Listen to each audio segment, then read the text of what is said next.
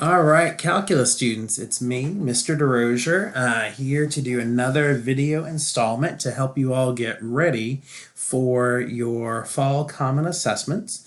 And this year what we're doing is we are looking at the fall common assessment free response questions from the Calc A, B, and BC exams from last year. The question we're going to look at right now is a calculator inactive question.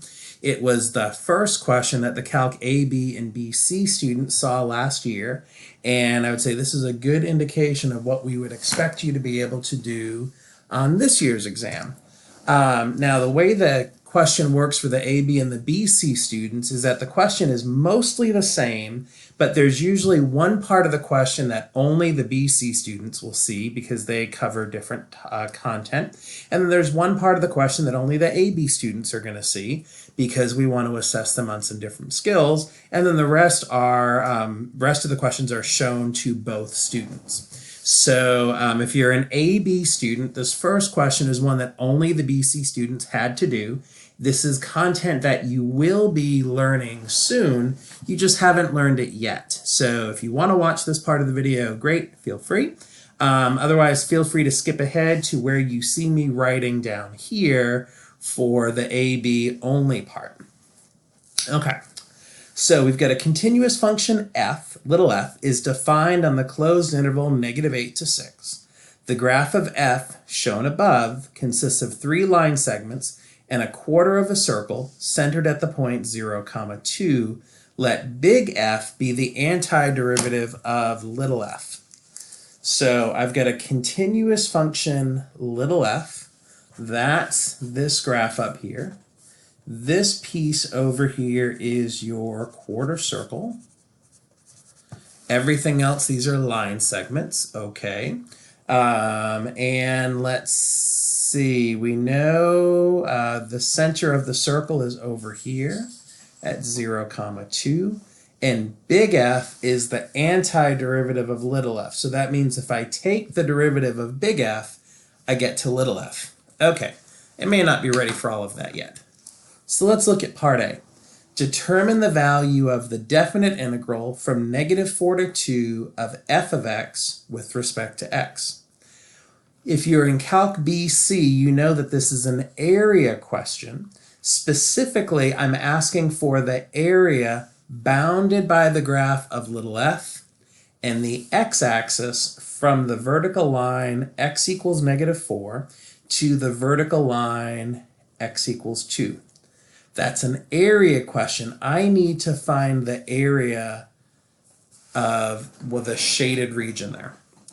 Well, in order to find the integral, or the definite integral, from -4 to 2 of f of x with respect to x, what I'm going to do is I'm actually going to look at this region here, and we're going to look at breaking this into shapes that you know the names of. So for example, if I add in a horizontal line right here, I see that I've got a rectangle, and that rectangle has a length of 4 and a height of 2. So the area there is 8.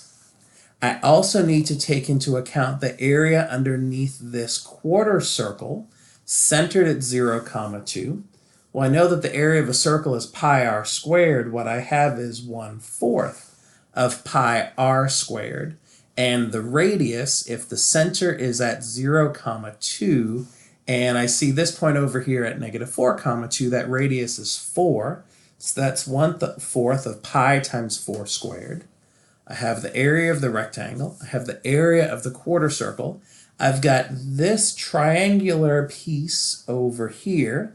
Area of a triangle is 1/2. The length of the base is 2. The height is 6. That's the third region. And now I also have this tiny little triangular region down here that is below the x-axis. Because you're below the x-axis, that area is automatically negative. And the area of a triangle is, again, 1/2 the base. In this case, the base has a length of 1 times the height, which is 3, and I'm below the x-axis, And oh my goodness, I just realized I made a little bit of a blunder. I wonder if you caught it.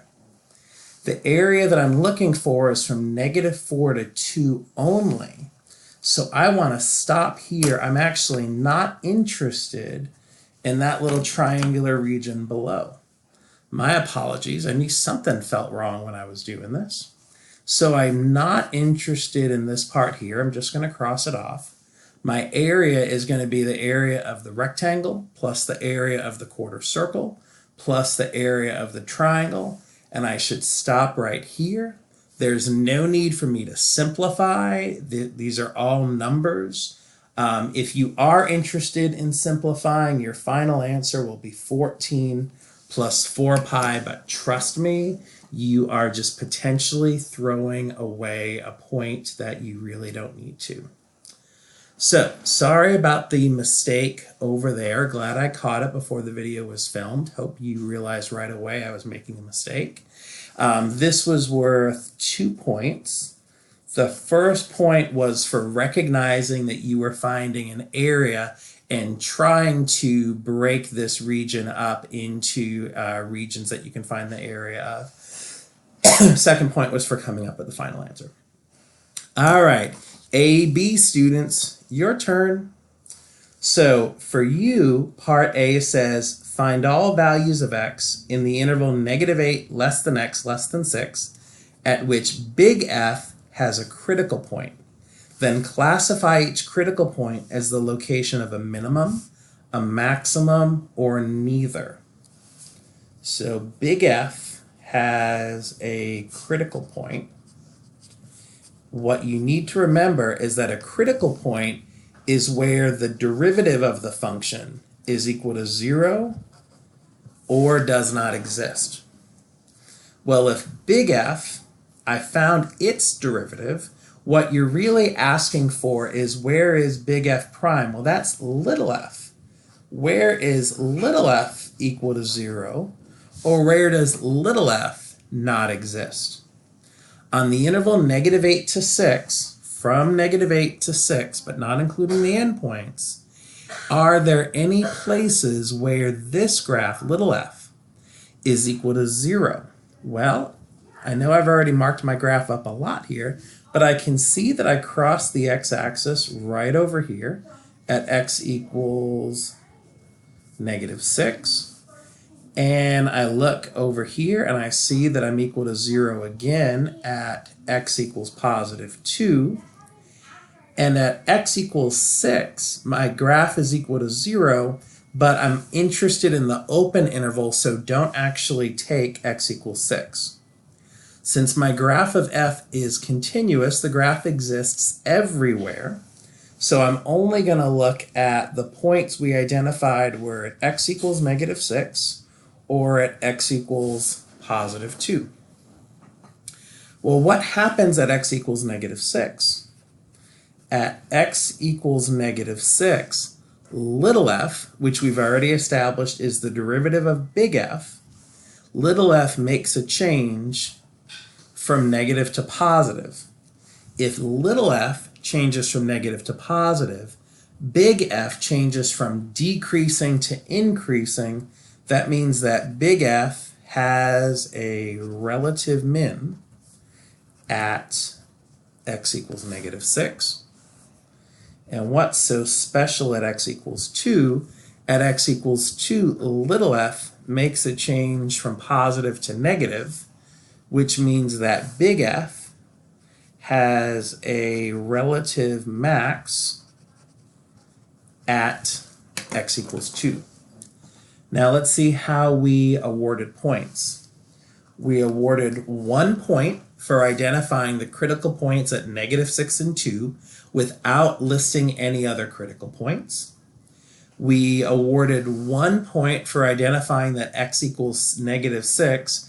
F changes from negative to positive, so F has a relative minimum. That's a second point. And then a third point for recognizing that at x equals 2, little f changes from positive to negative, so big F has a relative max. And so that means that this guy here is worth 3 points. Not bad. This definitely aligns to skills that we've been working to develop. This is the kind of thing I would expect that most of you are able to do and do well. So let's keep going. Let's look at now, this is part B, and this is the part B that both AB and BC students would have seen on their exam. It says for -8 less than x less than 6, determine the x coordinates for points of inflection of the graph of big F. If big F has a point of inflection, that means that big F's derivative, little f, makes a change from increasing to decreasing, or the change is from decreasing to increasing. That's it. Big F has a point of inflection. Big F's derivative, little f, changes increasing to decreasing or decreasing to increasing. Now you might be saying, but wait a second, I know that if big F has a point of inflection, then big F's second derivative changes sign.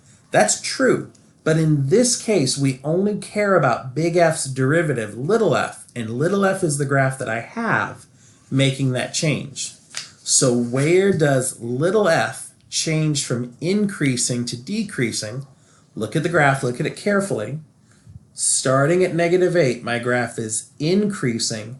I increase some more, and it's over here at x equals 0, my graph starts to decrease. And then I decrease, and I start to increase again at x equals +3.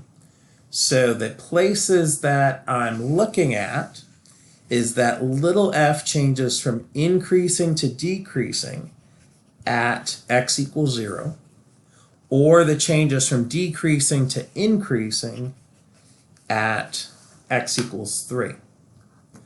And the way that we awarded the points was there was 1 point for this statement connecting big F prime to little f and the change from increasing to decreasing and decreasing to increasing. And then 1 point for identifying both x equals 0 and x equals 3 without adding any other points. So that guy there was worth 2 points for part B. Okay, let's keep going. We've got 2 parts left and everything continues to build on this same graph. In part C, we're given that big F of -4 is equal to 3. I want to draw some attention to that. Big F of -4 is equal to 3.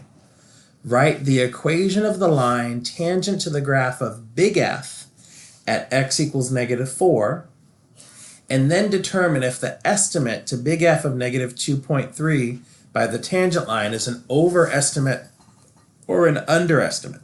Okay, we get a lot going on here. I want the equation of the tangent line to big F at x equals -4. To find the equation of a tangent line at x equals -4, you need 2 things. You need a point, which means I need to know what is the value of big F at -4. Now be careful. This graph over here is little f. A common mistake was students would go to the graph and say at x equals -4, the y value is 2, so big F of -4 is 2. No, this is little f up here. Little f of -4 is 2. Big F of -4 is 3. That's what they told you earlier. So this is the point, -4, 3. To find the slope, you need to look at big F prime of -4. How am I going to find the value of big F prime? Well, big F prime is the same as little f, so I find the value of little f of -4 by going to the graph, by finding the y value. That y value is 2, that's your slope. So my tangent line, which I'm going to write as L of x, is going to be 2 times x minus -4 plus 3, or if you'd like, L of x equals 2 times x plus 4 plus 3.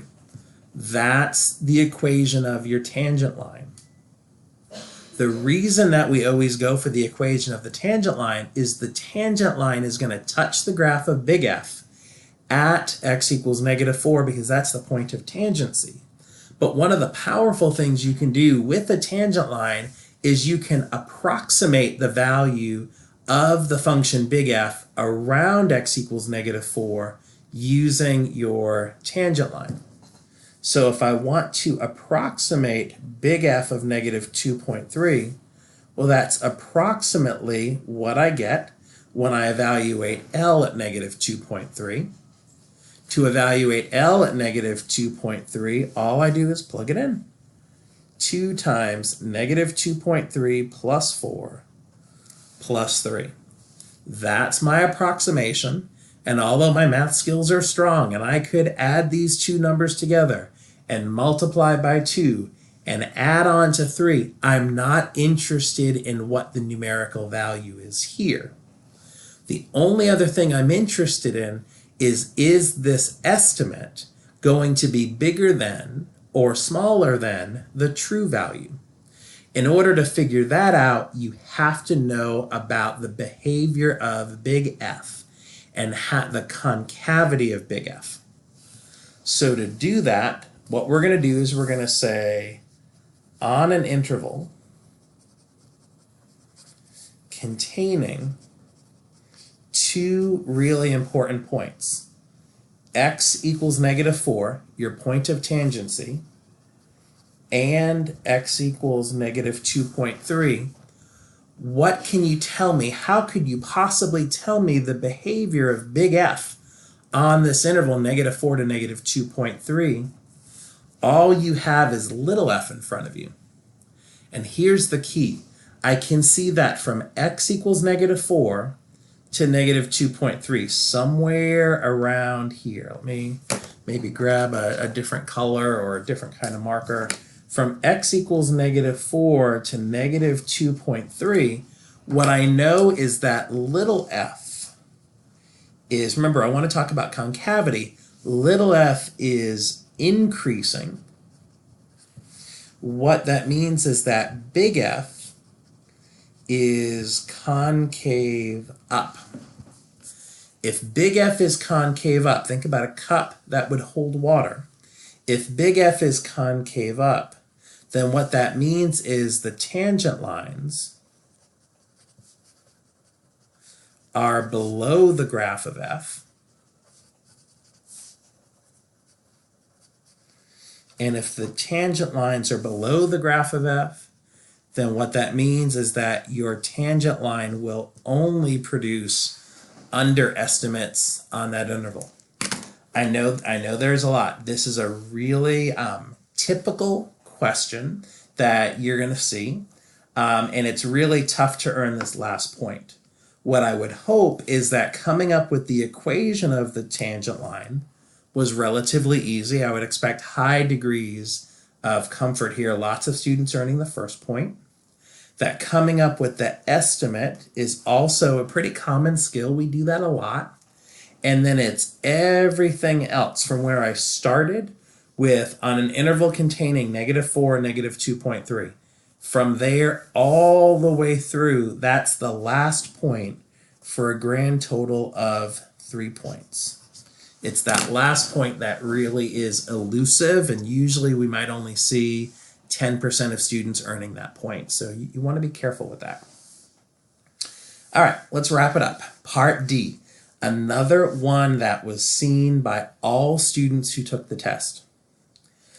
It says, let g be the function defined by g of x equals f of x divided by x squared plus 1. Find g prime of 1. I want to rewrite this so I have a little bit more room to write.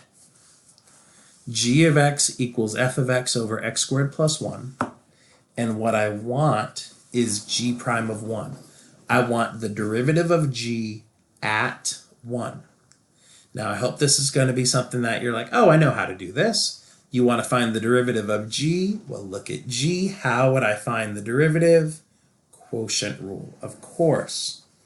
So g prime is low the denominator, times the derivative of the numerator minus the numerator times the derivative of the denominator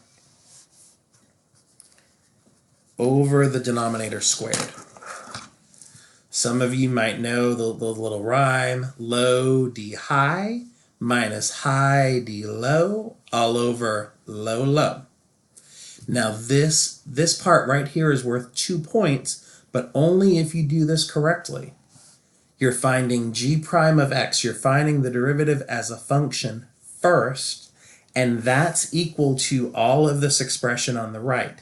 If you do that correctly, that's worth 2 points, even if you don't do anything else. How do you find g prime of 1? To find g prime of 1, you evaluate everything here at 1. Said another way, you're going to replace all the x's with 1. 1 squared plus 1 times f prime of 1 minus f of 1 times 2 over 1 squared plus 1 squared. Simplify this a little bit. 1 squared is 1 plus 1 is 2 times f prime of 1 minus f of 1 times 2. 1 squared plus 1 is 2. 2 squared is 4. Now you might be thinking, wait a second, where are we going to get f prime of 1 and f of 1 from? Don't forget about the original graph. Go back to your original graph. This is the graph of f.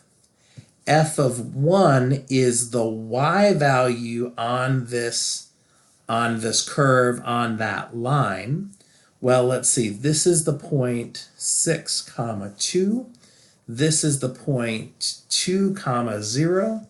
The x value is halfway, but I'm sorry, 6, 2, my goodness. 0, 6, and 2, 0. The x value is 1. That's halfway between those two x values. The y value will be halfway between those as well. This should be the point 1, 3. So that tells me that f of 1 is 3. F prime of 1, that's the other value I need. F prime is the derivative. It is the slope. How am I going to find the slope at this point 1, 3? Well, that point is on a line, and I can find the slope of the line doing y2 minus y1 over x2 minus x1. That's 6 over negative 2, which is negative 3. Yeah, that's a sloppy negative 3. So let's bring all that information in. I have 2 times negative 3 minus f of 1 we said is 3 times 2 over 4. You can stop there if you'd like, or you can simplify and make this negative 12 over 4, which is negative 3. That would be your final answer. 2 points for the derivative. I would hope a lot of people are going to earn 2 points. And 1 more point for getting to negative 3. You could have stopped here. You could have stopped here. You could have even stopped here. These are all called safe stops. They're all equal to negative 3. You cannot stop here because you still have f of 1 and f prime of 1. You had to find those values, and you could have stopped as soon as you got here. So this last one is worth a grand total of 3 points. Congratulations, you made it to the end of this first video. Tomorrow I will do the second video, and I'll do it in the same way, where I'll talk about the AB part and I'll talk about the BC part.